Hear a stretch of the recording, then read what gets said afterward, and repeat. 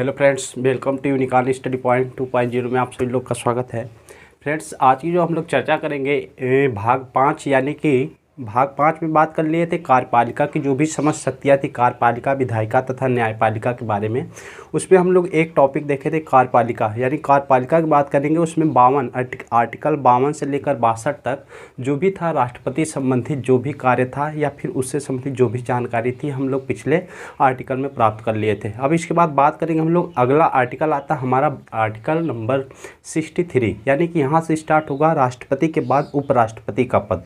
अब यहाँ से बात करेंगे उपराष्ट्रपति, यानी कि 63 से लेकर 69 तक क्या दिया गया, उपराष्ट्रपति के संबंधित में जितने भी आर्टिकल, जितने भी अनुच्छेद दिए गए हैं उन सब के बारे में हम लोग चर्चा करेंगे। तो आइए स्टार्ट करते हैं। हम लोग यहाँ पर स्टार्ट करेंगे तो हमारा आर्टिकल आता है आर्टिकल नंबर 63। इसमें दिया गया है कि भारत का एक उपराष्ट्रपति होगा, यानी कि आर्टिकल अनुच्छेद 63 में दिया गया है कि भारत का क्या होगा, एक उपराष्ट्रपति होगा। 64 में दिया गया है, इसी के बाद अगला आर्टिकल आता है 64। इसमें दिया गया है कि जो उपराष्ट्रपति होगा राज्यसभा का पदेन सभापति होगा। ध्यान सुनिएगा, यानी कि इसमें उपराष्ट्रपति को क्या बनाया गया है कि राज्यसभा का पदेन सभापति होगा। इसमें भी लिखा गया है आगे कि जब उपराष्ट्रपति राष्ट्रपति के कर्तव्यों का पालन करता है तो वह जो भी वेतन भत्ता लेता है किसका लेता है, राष्ट्रपति के कर्तव्य का लेता है।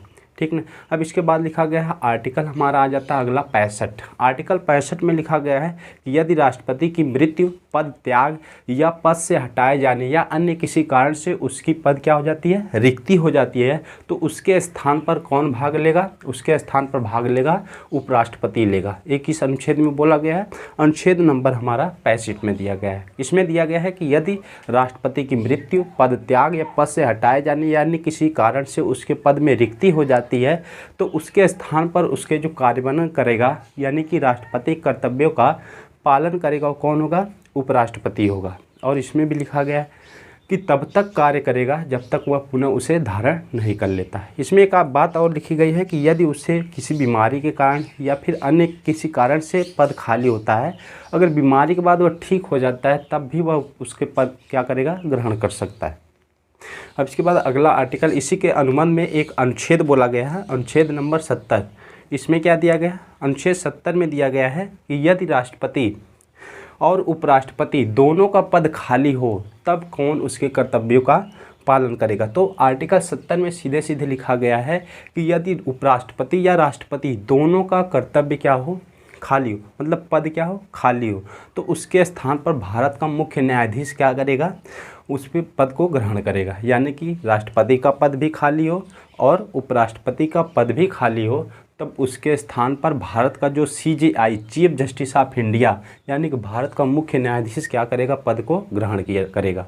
एक बात थी 1969 यानी कि 1969 में जब जाकिर हुसैन की मृत्यु, राष्ट्रपति रहते हैं, जाकिर हुसैन की मृत्यु हो जाती है और बीबी गिरी उस समय क्या रहते हैं, उपराष्ट्रपति रहते हैं। उन्होंने त्यागपत्र, बीबी गिरी ने क्या कर दिया, जो ही जाकिर हुसैन की मृत्यु होती है बीबी गिरी ने क्या किया, त्यागपत्र दे दिया, जिससे राष्ट्रपति तथा उपराष्ट्रपति दोनों का पद खाली हो गया। यानी कि अब कंडीशन आ गई थी कि भारत का जो होगा राष्ट्रपति उस समय कौन होगा, यानी कि राष्ट्रपति के कर्तव्यों का पालन कौन करेगा। तो उस समय ये बात आई थी, इसलिए अनुच्छेद बनाया गया था कि अगर कोई नियम कानून बनाना है तो आर्टिकल 70 में दिया गया कि संसद के पास भी सभी शक्तियां हैं। यदि राष्ट्रपति उपराष्ट्रपति यानी भविष्य में ऐसी कोई दिक्कत आ जाए तो उस पर जो कानून बनाने का अधिकार केवल और केवल किसको दिया गया है, संसद को दिया, ना कि सुप्रीम कोर्ट को दिया गया है।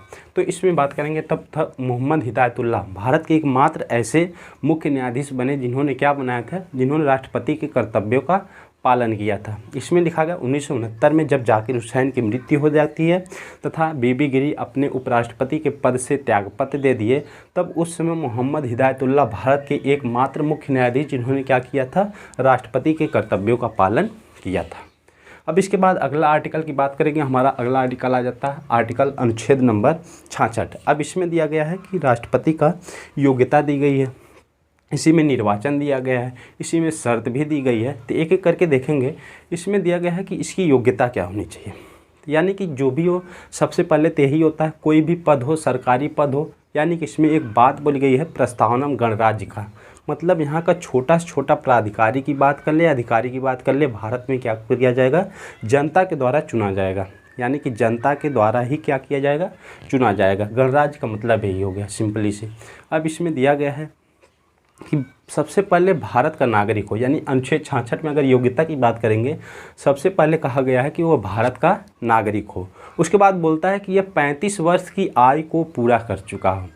फिर अगला बोलता है पॉइंट कि वह राज्यसभा सदन का योग्यता रखता हो, यानी राज्यसभा सदन के सदस्य बनने की योग्यता। जैसे राष्ट्रपति की बात करेंगे तो वो क्या करता है, लोकसभा सदस्य बनने की योग्यता रखता है, ना कि हो योग्यता होनी चाहिए। तो वैसे राज्यसभा सदस्य बनने की योग्यता रखता हो। और फिर राज्यसभा या विधानमंडल, या फिर यहाँ बात करेंगे मेंबर जो होते हैं, सदस्य होते हैं, उन निर्वाचक मंडल के कम से कम 20 सदस्यों द्वारा उसे अनुमोदन होना चाहिए तथा 20 सदस्यों द्वारा उसे क्या सहमति होनी चाहिए, तब जाके क्या करता है, चुनाव लड़ता है। ये सब योग्यता होनी चाहिए। और इसमें क्या किया जाता है कि 15,000 रुपये जमानत राशि जमा करनी पड़ती है। कोई भी चुनाव हो, चाहे राष्ट्रपति की बात कर ले चाहे उपराष्ट्रपति की बात कर ले, तो 15,000 रुपये जमानत राशि जमा करनी पड़ती है। ये जमानत राशि वापस हो जाती है, ठीक ना। अगर वैध मत का 1/6 वोट भी नहीं प्राप्त करेगा, चाहे राष्ट्रपति की बात कर लें चाहे उपराष्ट्रपति की बात कर लें, तो ये जब अगर पद नहीं प्राप्त मत नहीं करेगा तो उसके क्या करी जाती है, जमानत राशि को जब्त कर ली जाती है। सीधी सी बात है, 15,000 रुपये क्या की जाएगी, सरकार के अकाउंट में संचित निधि में चला जाता है। ये जनरल सी बात है। अब इसके बाद बात करेंगे, इसी में निर्वाचन दिया गया है, यानी कि उपराष्ट्रपति का निर्वाचन कैसे किया जाता है। तो उपराष्ट्रपति का निर्वाचन जो है एकल संक्रमित मत द्वारा किया जाता है। कैसे किया जाता है, एकल संक्रमित मत द्वारा। जैसे राष्ट्रपति का चुनाव किया जाता है वैसे उपराष्ट्रपति का क्या किया जाता है, चुनाव कराया जाता है। अब इसमें लिखा गया है कुछ इसमें समानताएं और असमानताएं होती हैं।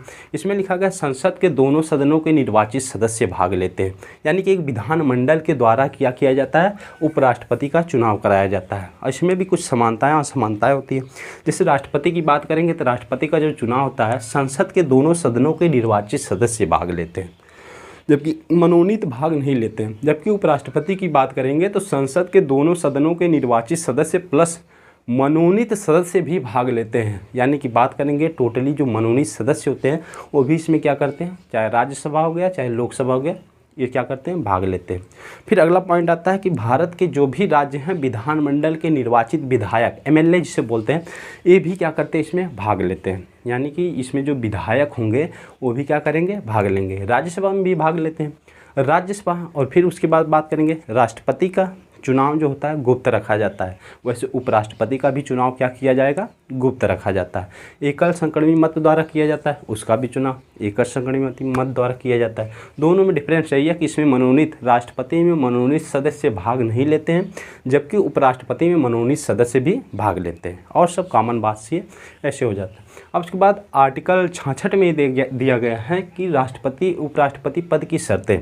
अब इसमें क्या लिखा गया, जैसे राष्ट्रपति पद की शर्तें थे वैसे उपराष्ट्रपति पद की भी शर्तें। यानी कि संसद जब कोई उपराष्ट्रपति चुना जाता है तो उस समय वह किसी भी सदन, यानी कि संसद के चाहे राज्यसभा चाहे लोकसभा, किसी भी सदन का सदस्य नहीं होना चाहिए। फिर बात करेंगे किसी भी राज्य के विधानमंडल का, यानी कि विधानमंडल में जो भी सदन है उसका सदस्य नहीं होना चाहिए। यदि कोई व्यक्ति ऐसा उपराष्ट्रपति चुना जाता है तो वह उस दिन से उस सदन में, चाहे लोकसभा करें चाहे राज्यसभा या फिर विधानमंडल की बात करें, तो वहाँ पर उस दिन से वो क्या करेगा, पद को खाली कर देगा। ऐसी शर्तें लिखी गई है आर्टिकल नंबर 66 में लिखा गया है। अब इसके बाद बात करेंगे अगला जो हमारा आता है आर्टिकल नंबर 67। इसमें लिखा गया है उपराष्ट्रपति पद का कार्यकाल, यानी कार्यकाल की बात करेंगे कितने साल तक ये रह सकता है। उपराष्ट्रपति कोई भी नवनिर्वाचित अगर उपराष्ट्रपति बनता है तो वह अगले 5 वर्षों तक उपराष्ट्रपति कर्तव्यों का पालन करेगा।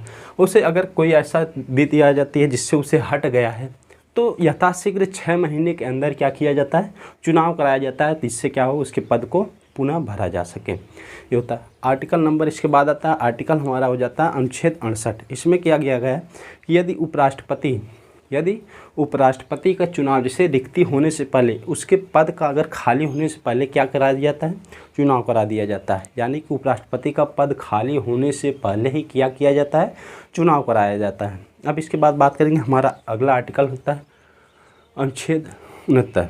अब इसमें क्या दिया गया है, उपराष्ट्रपति पद की जो भी शर्तें दी गई हैं इसके बारे में चर्चा करेंगे। जो भी शर्त दी गई है, यानी कि अब इसमें बात करेंगे, अगर हमारा बात करें शपथ की जो बात की गई है उपराष्ट्रपति जो शपथ लेगा, राष्ट्रपति के प्रसाद पर्यंत ही शपथ लेगा, यानी कि राष्ट्रपति जो भी होगा उसके द्वारा तय किया गया व्यक्ति या उपराष्ट्रपति के द्वारा या राष्ट्रपति के द्वारा तय किया गया व्यक्ति के समक्ष ही उपराष्ट्रपति क्या लेगा, शपथ लेगा। शपथ लेने के बाद वो प्रसाद पर्यंत उसका क्या करेगा, पद को धारण करेगा। ये आर्टिकल नंबर 69 में दिया गया है। या फिर ऐसे बात करेंगे तो उसकी बात करेंगे जहाँ पर उपराष्ट्रपति वेतन भत्ता लेता है। जैसे आर्टिकल नंबर 60 में दिया गया कि राष्ट्रपति की शपथ, राष्ट्रपति जो शपथ लेता है वह मुख्य न्यायाधीश के समक्ष शपथ, यानी भारत का जो मुख्य न्यायाधीश CJI chief justice of India होता है उसके समक्ष क्या लेता है, शपथ लेता है। वैसे एक उपराष्ट्रपति राष्ट्रपति के समक्ष क्या लेता है, शपथ लेता है, या राष्ट्रपति द्वारा नियुक्त किसी भी प्राधिकारी के द्वारा क्या करेगा, वो शपथ को ग्रहण करेगा।